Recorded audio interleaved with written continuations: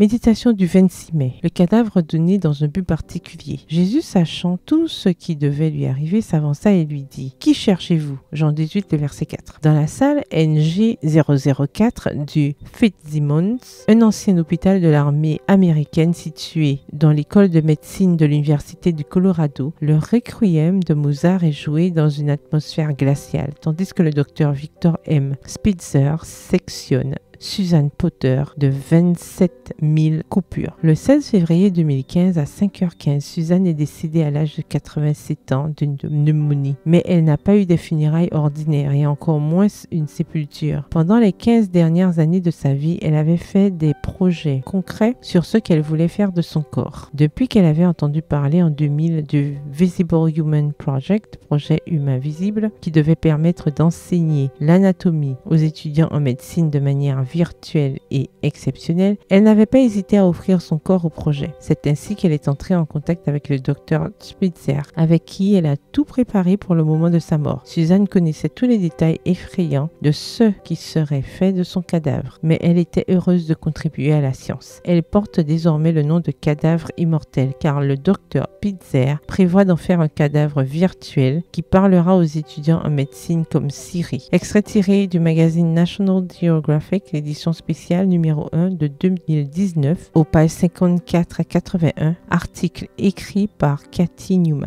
En lisant l'histoire de Suzanne, mes pensées se sont inévitablement tournées vers un homme qui avait planifié la manière dont il allait mourir et le but de sa mort. Dès qu'il a su que le couple parfait de la création finirait par pécher et par connaître la mort, il s'est porté volontaire pour mourir à sa place. Pendant des années, il a planifié avec son père la manière dont les événements se dérouleraient. Jésus savait en détail ce qu'il subirait. Coups de fouet, gifles, crachats, la lourde croix à porter, la couronne d'épines blessant ses tempes. Pourtant, il a poursuivi avec joie ce projet sans égal pour les humains. Il a atteint son but avec la glorieuse résurrection. Louons le nom de Jésus qui a donné son corps pour vous et moi et pour tous les humains qui choisissent d'accepter le salut qu'il a porté par sa mort. Bonne journée, que l'Éternel vous bénisse.